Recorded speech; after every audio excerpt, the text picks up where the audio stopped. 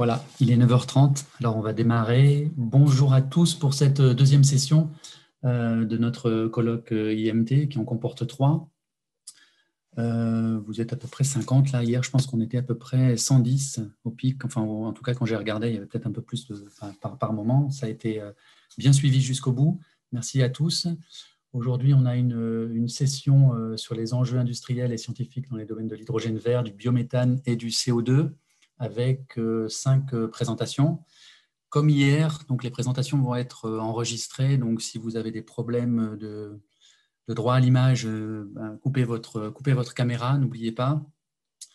Sur les 5 présentations, la quatrième, celle qui sera donnée par Audrey Villot pour des questions de confidentialité, ne sera pas disponible ensuite en ligne sur le site de l'IMT.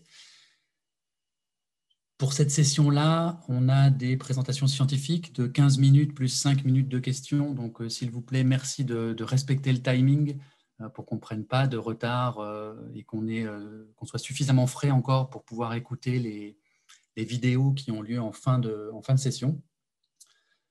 Vous pouvez poser vos questions sur le chat. Je les reprendrai en fin de présentation pour les poser au présentateur.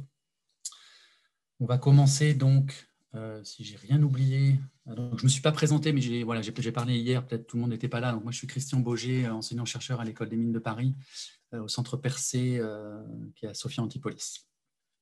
Et je suis spécialiste des questions d'hydrogène, plutôt niveau matériaux.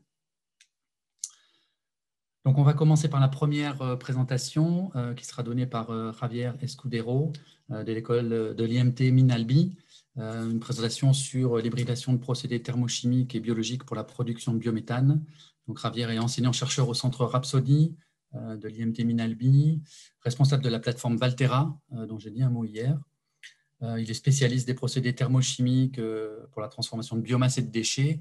Et plus récemment, il s'est encore spécialisé sur la gazéification pour la production de différents vecteurs énergétiques. Donc, il va faire l'objet de sa présentation aujourd'hui, je pense, chaleur, biométhane et hydrogène.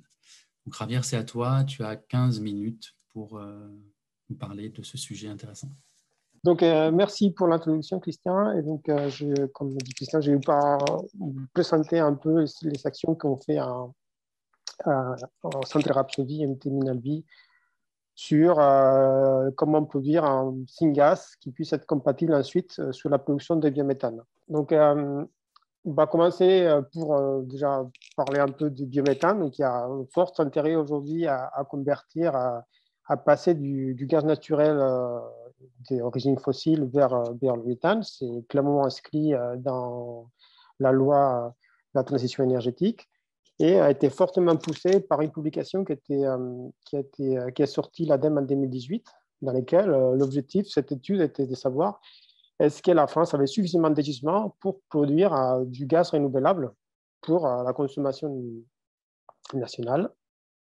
Donc, l'étude fait savoir qu'il y a une potentiel théorique, des 460 TWh, c'est proche, c'est ce qui pourrait être nécessaire, en utilisant les 3 filières. Donc, les power to gas, qui est basé sur une électrolyse pour produire de l'hydrogène, la capture du CO2, soit de l'atmosphère, soit des sources plus concentrées, comme ça, les fumées, suivi d'une méthanation, peu importe biologique ou thermochimique et catalytique, pour ensuite pouvoir injecter en conditions du réseau. La voie plus connue, c'est la méthanisation, clairement. Elle utilise des biomasses fermentatives, donc il y a une limitation. Toute biomasse n'est pas éligible à cette voie. Elle est assez répandue, elle commence à se répandre beaucoup en France, parce qu'il y a beaucoup de méthanisation à faire, mais il y a beaucoup de disponibilité de ce type de technologie. Mais il y a cette voie de problème, on a une limitation du type de biomasse qu'on peut utiliser. Donc, pour compléter cette voie, il y a la voie thermochimique, dans laquelle on va pouvoir traiter des biomasses qui ne peuvent pas être traitées par la voie biochimique, par la méthanisation. Donc, par exemple, tout ce qui est bois ou biomasse lignocellulosique. Donc, on va découper par une purification cette matière en molécules simples, hydrogène, CO, CO2, donc, qu'on va appeler les syngas. Il ne doit pas avoir d'azote, parce qu'avoir d'azote, ça vient généralement parce qu'il fait une gasification à l'air. Donc, on s'est retrouvé à 50% d'azote dans les gaz de synthèse, donc une forte diminution des concentrations, épuration difficile, coût démesuré.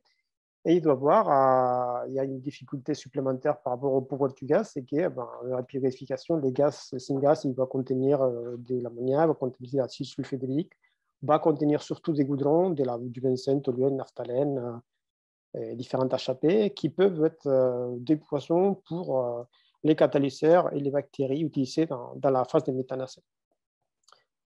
Donc, si on souhaite comparer les deux technologies, ils sont clairement diamétralement opposés en deux termes. Un, la cinétique, donc catalyse et cinétique très rapide, donc on peut avoir des installations relativement compactes, mais nécessitent des conditions relativement sévères, plusieurs centaines de degrés, plusieurs bars de pression, des pressions relativement élevées.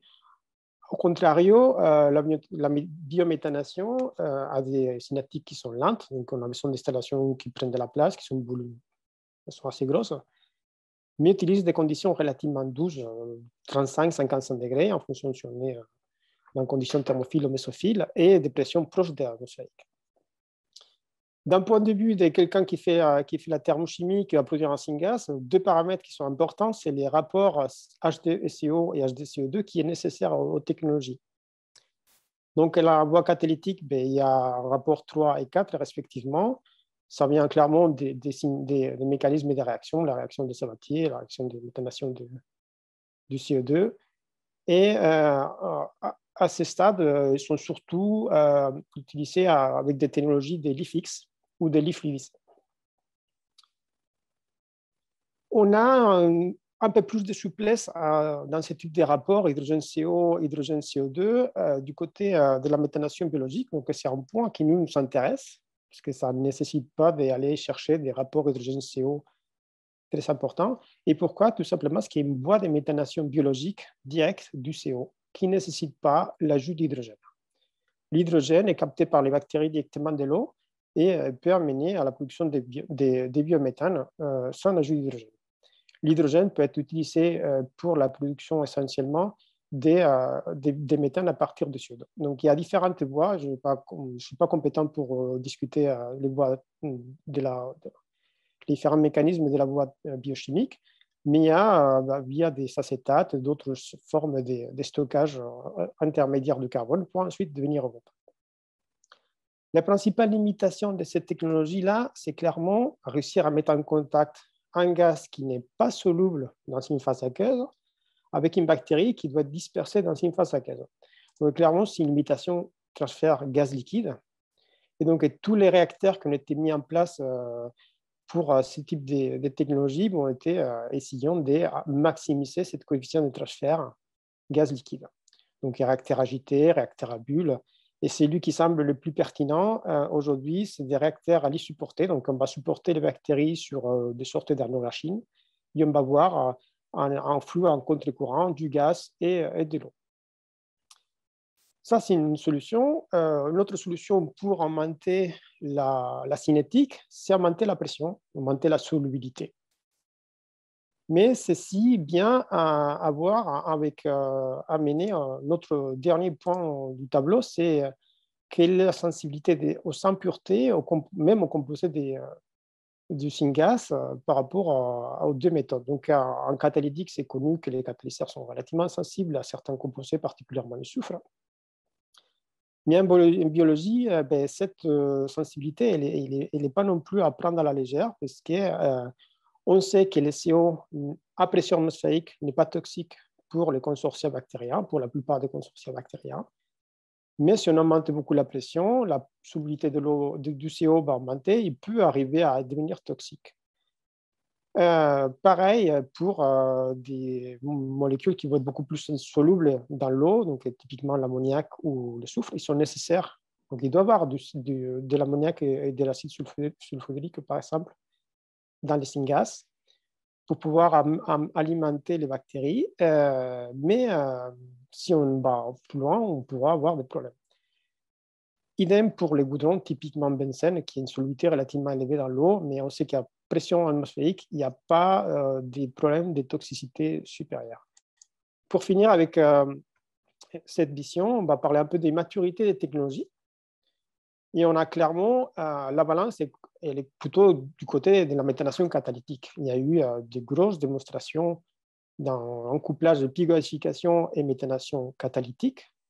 Donc, particulièrement, j'ai parlé essentiellement des Gobigas. Gobigas, c'était une installation qui voulait arriver à 100 watts de production de biométhane pour rendre la ville de Göteborg indépendante en consommation des gaz naturels à partir des bois. Malheureusement, ça s'arrêtait pour des questions purement financières. Et aujourd'hui, les deux projets qui sont aujourd'hui encore en cours, c'est Ambigo, porté par SN avec les concours d'Engie, et Gaia, qui est le projet français d'Engie, qui utilise les doubles lits fluidisés comme Gobigas et un réacteur catalytique à lit fluidisé également. Si on regarde également le dernier système à méthanation catalytique, qui est également en bleu, méthanation catalytique, j'ai mis souligné en bleu pour essayer de faire les liens.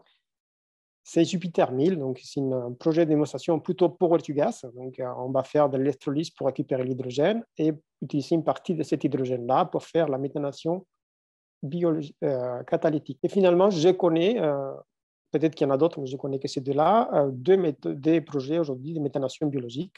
BioCat, c'est le projet un peu connu de tous, porté par Electroakea, dans lesquels c'est un projet power-to-gas. Ils font de l'électrolyse, ils récupèrent les CO2 d'un réacteur de méthanisation et ils méthanent ensuite les CO2 avec de l'hydrogène produit par l'électrolyse.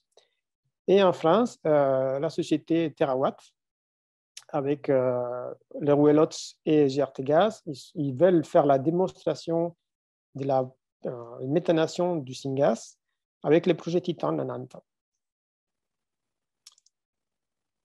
Donc, précisément, nous avons travaillé avec la société Terawatt qui a porté les projets BioCIP avec Rhapsody, Toulouse Business Institute, l'LGC et l'association Solagro. C'est un projet qui était financé par l'ADEME et la région Occitanie. Et donc, le but de ces projets était de voir qu'est-ce qui était possible de faire précisément cette couplage. C'était un essai d'établir une sorte de cahier des charges des syngas et voir comment est-ce qu'on est arrivé à les produire. Donc, nous avons décidé de travailler sur un déchet vert qui était essentiellement des branchages. Donc, finalement, la composition était proche du bois, à la seule différence, en fait, c'est du taux de cendre, qui est beaucoup plus important parce qu'il y a beaucoup plus d'écorce. Donc, l'écorce contenant 7% par rapport à 1% de cendre dans les bois. Et ce qui nous amène à avoir un taux de silicium important. Ce taux de silicium peut avoir un effet un peu négatif dans les réactions des craquages des goudrons et on va les voir dans les résultats.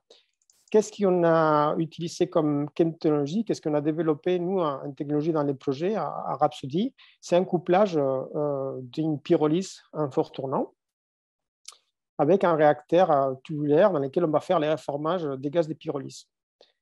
Donc, cette réacteur, cette pyrolyse, on l'a calé pour avoir une maximisation des gaz de pyrolyse et obtenir suffisamment de chaleur pour rendre le procédé autotherme. Donc, on a calé ça à 800 degrés avec un temps de séjour autour de 40 minutes. Et les gaz, ensuite, étaient transférés par une liaison chauffée jusqu'à une partie des gaz, parce qu'on produisait trop, jusqu'au réacteur, pour assurer un temps de séjour de 5 à 10 secondes. Et on va travailler avec un craquage non catalytique à haute température pour avoir quelque chose de plutôt robuste et facile à adapter à des environnements de faible puissance. Parce qu'on s'intéressait plutôt à des gains de puissance jusqu'à 5 MW. Qu'est-ce qu'on a obtenu? C'est que, vous savez, les résultats pour le déchet vert et pour le bois, ils sont proches tous les deux. On voit qu'il y a déchets verts, on a plus du mal à convertir les goudrons. On vient obtenir à peu près 56% des gaz. Et on vient bien convertir les goudrons. Donc ça, on va faire un bon abattement de goudron. Ça, c'est la bonne nouvelle. La mauvaise nouvelle, c'est que ça ne va pas où on veut, malheureusement. On va obtenir plutôt des suies au lieu d'obtenir du gaz. Donc c'est un mécanisme radicalaire qui se met en place, qui va faire qu'il y a une polycondensation des différentes molécules, particulièrement les goudrons, mais pas que. Et il va produire des suies qui sont essentiellement du carbone. Et on va obtenir des taux excessivement élevés, beaucoup plus élevés que ce qu'on pouvait attendre, allant jusqu'à 10%. Il reste à peu près 1 minute, mais je n'ai pas vu de questions encore, donc on peut peut-être déborder un tout petit peu si Ouais, j'en vois pas. d'accord, excuse-moi.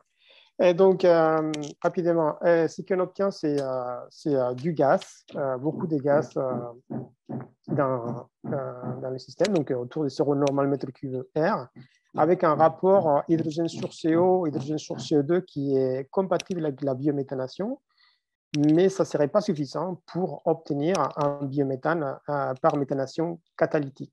Comme on avait beaucoup d'essuies, on a passé beaucoup de temps à travailler sur les suies. Donc là, je résume rapidement plusieurs mois de travail, donc une partie simplement des résultats. On a essayé tant de ce jour, ce n'était pas la bonne approche parce que finalement, on a permis de continuer à puiser même dans les gaz pour produire des suies. Et l'ajout de vapeur d'eau, elle n'est pas non plus miraculeuse. On va également améliorer les rapports hydrogène-CO. On va avoir une concurrence entre la production d'essuie et les reformages. Mais les suies sont toujours là. Il n'y a pas de différence significative de production d'essuie en doublant la quantité d'eau. Donc, initialement, dans ces cas-là, dans CR24, il y a uniquement un tout petit peu l'eau d'humidité et l'eau des pyrolyses. Et ici, on a rajouté beaucoup d'eau. Finalement, ce qu'on a voulu savoir, c'est finalement, est-ce que c'était vraiment intéressant? Donc, on a pour ça fait un modèle global sur Aspen, allant du séchage jusqu'à la biométhanation, en passant par une épuration, par lavage du syngas et une valorisation des goudrons. On constate que l'énergie disponible dans les chars est suffisante pour rendre le procédé autotherme, qui reste encore quand même une quantité d'énergie non négligeable issue de la refroidissement du syngas pour passer ensuite à l'épuration, et qu'on perd presque 17% de l'énergie disponible uniquement dans la biomasse dans les suies, ce qui nous amène à un rendement autour de 44% sur PCI en méthane. Si on compare ça à des procédés type Gussine, ils sont plutôt à 56, voire 60. Et on a beaucoup de pertes de carbone dans les suies, parce qu'essentiellement c'est du carbone, mais également dans les CO2 qui n'a pas été méthané à cause de l'absence pas suffisamment quantité d'hydrogène. Donc, en conclusion, on a développé un procédé autotherme original qui nous permet d'obtenir un rendement sur PCI autour des 44%, des rapports d'hydrogène CO et un bon abattement des goudrons permettant d'insérer cette syngas dans une biométhanation. Néanmoins, il reste les points un peu difficiles à traiter, cette production d'essuie à haute température à partir de matières volatiles, qui a été issu, qui a pris pas mal de temps à la thèse dans lesquelles sortent ces travaux-là, c'est les thèses de Séverin Tanon. Merci. Merci beaucoup, Javier, pour cette belle présentation. Une question est apparue de Gilles Flamand qui souhaiterait avoir des détails sur le réacteur de réformage. Est-ce qu'il s'agit d'une colonne libre ou garnie? Et autre question, où est injectée la vapeur d'eau? Les réacteurs de réformage, c'est un flux piston. C'est un réacteur type flux piston. Et la vapeur d'eau, elle est injectée au même point qu'est injecté, c'est un co-courant. Il est injecté en co-courant avec les gaz, juste au niveau du préchauffeur. Donc, les gaz qui arrivent dans une ligne chauffée qui est chauffée à 400 degrés pour assurer qu'il n'y a pas de condensation. Et on va les préchauffer avec un peu chauffeur jusqu'à 850 degrés. Et ensuite, le réacteur, il est à 1200 degrés. Donc, il y a une production de vapeur et se mélange directement dans les préchauffeurs avec les gaz. OK, merci. Deuxième question de Luc Malotier. Quel type de communauté bactérienne assure la biométhanation? Des bactéries méthanogènes, communautés complexes? Oui, là, il y a plusieurs études. Donc, il y a, par exemple, les Trachea, ils ont été chercher des bactéries, des archéas directement dans certains endroits. Il y a des gens qui travaillent directement avec des digestats, des méthanisations. Ok, merci. Bon, je ne vois pas d'autres questions arriver. On est pile dans le temps avec une petite minute d'avance.